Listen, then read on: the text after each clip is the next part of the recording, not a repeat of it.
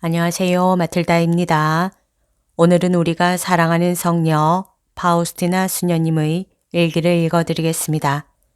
수녀님이 누구인지 궁금하신 분은 동영상 아래를 참고하세요. 오늘 나는 어느 병신도 때문에 무척 마음이 아팠다. 그 여자는 어떤 한 가지 사실을 놓고 여러 가지 말을 꾸며댔다. 그런데 사람들은 그의 말을 사실이라 믿었고 그 말은 수녀원 전체로 퍼졌다. 그 소식이 내 귀에까지 들어왔을 때 나는 격심한 아픔을 느꼈다.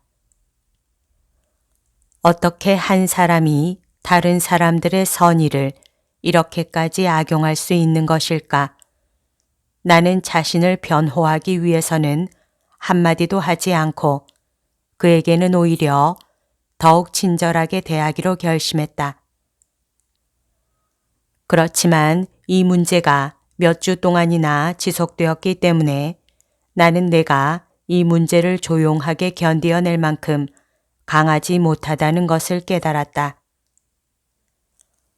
폭풍은 점점 거세어지고 바람이 불기 시작하여 모래가 내 눈 속으로 들어오는 것을 보았을 때 나는 성체 앞으로 가서 주님께 말씀드렸다. 주 예수님, 제가 이 투쟁에서 살아남을 수 없다고 느끼오니 저에게 도움의 은총을 내려주십시오. 주님의 가슴으로 저를 보호해 주십시오. 그때 나는 이런 말씀을 들었다. 두려워하지 마라. 내가 너와 함께 있다. 내가 제단을 떠났을 때 엄청난 능력과 평화가 내 영혼을 가득 채우고 마치 바위를 치듯이 내 영혼을 거슬러서 휘몰아치던 폭풍과 파도의 거품은 그 폭풍을 일으킨 사람들의 머리 위로 쏟아졌다. 오, 각자에게 그 행위에 따라서 되갚아 주시는 주님은 얼마나 좋은 분이신가. 모든 영혼들은 도움의 은총을 청하는 기도를 해야 한다. 때로는 생명의 은총으로는 부족하기 때문이다. 아픔이 내 영혼을 덮치고 지평선은 캄캄한 밤과 같으니 마음이 심한 고통과 고뇌로 갈기갈기 찢길 때 십자가에 못 박히신 예수님, 주님만이 저의 힘이십니다. 영혼이 통증으로 둔해져도 온 힘을 다해 쉴 새 없이 투쟁하며 마음이 고통 속에 죽어갈 때 십자가에 못 박히신 예수님, 주님만이 제 구원의 희망이십니다.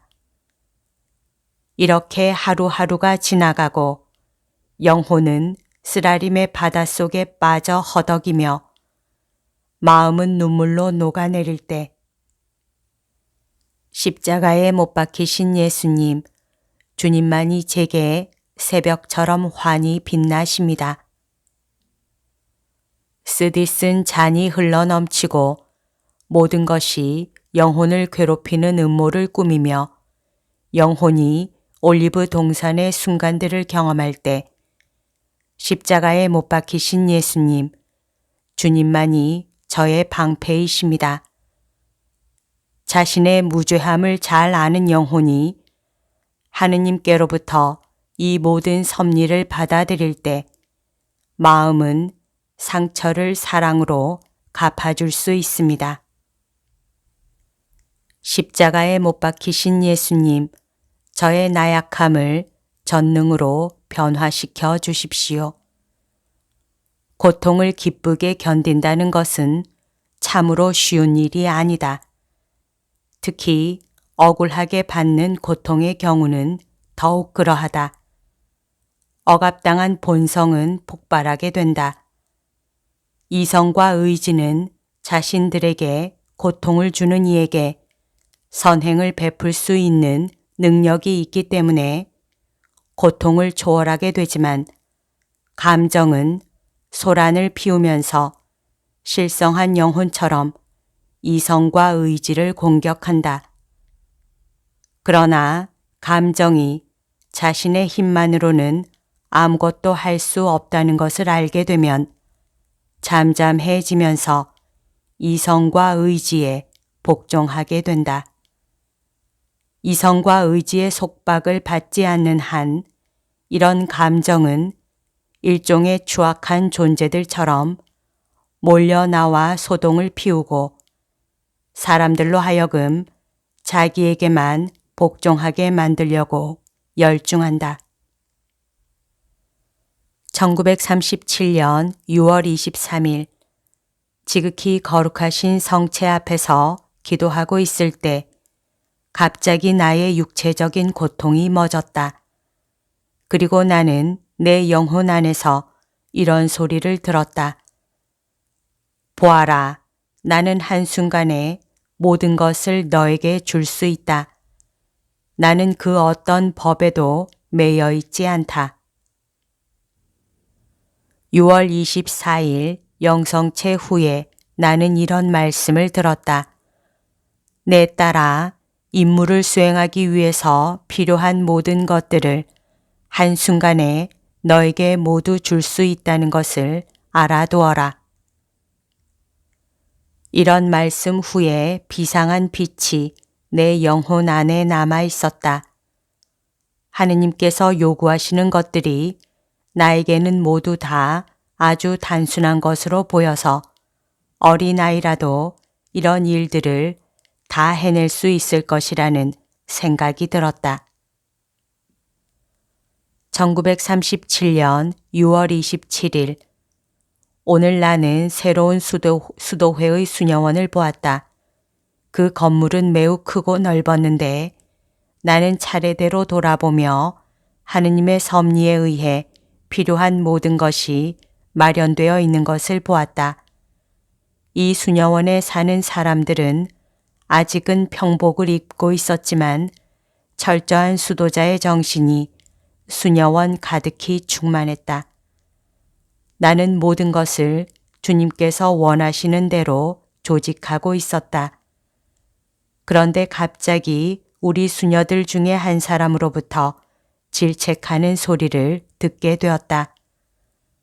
수녀님, 당신이 어떻게 감히 이런 일을 수행할 수 있습니까? 그래서 나는 내가 하는 것이 아니라 나를 통해서 주님께서 일하시는 것이며 나는 모든 것을 허락받았다고 대답했다.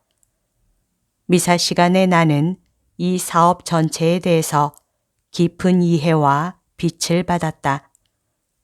내 영혼 안에는 한 점의 의혹도 남지 않게 되었다. 주님께서는 나에게 당신의 뜻에 대해서 말하자면 세 가지로 나누어 알려주셨는데 이 셋은 결국 하나로 귀착되는 것이다.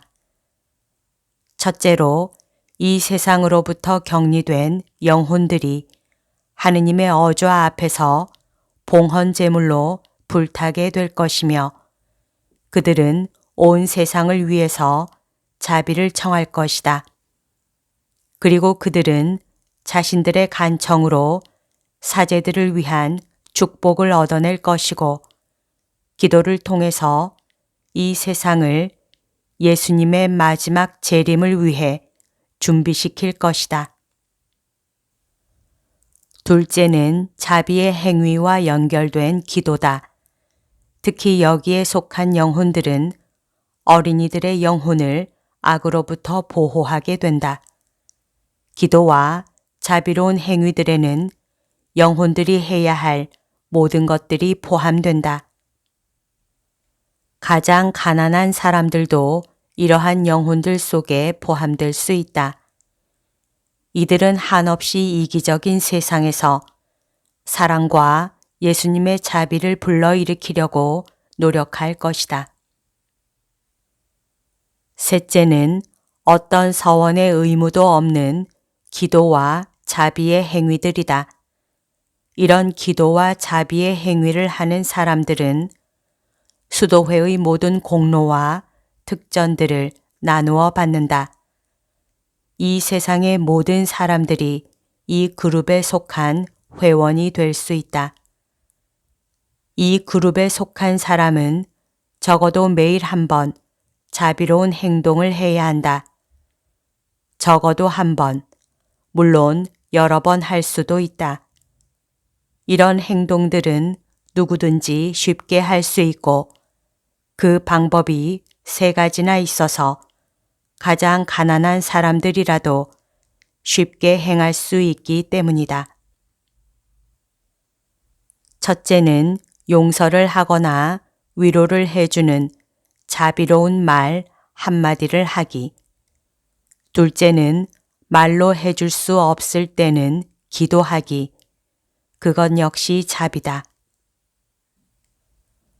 셋째는 자비로운 행위를 하는 것이다. 그리고 마지막 날이 오면 우리는 이러한 3가지 행위를 통해 판단을 받을 것이다.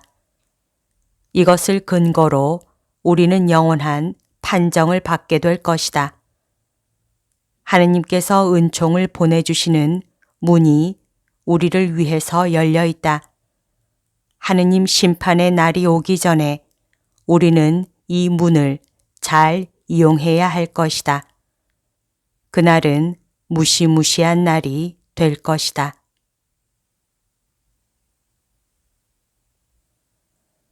여기까지가 오늘 들려드릴 내용입니다. 오늘도 하느님의 뜻 안에서 서로 사랑하는 하루 보냅시다.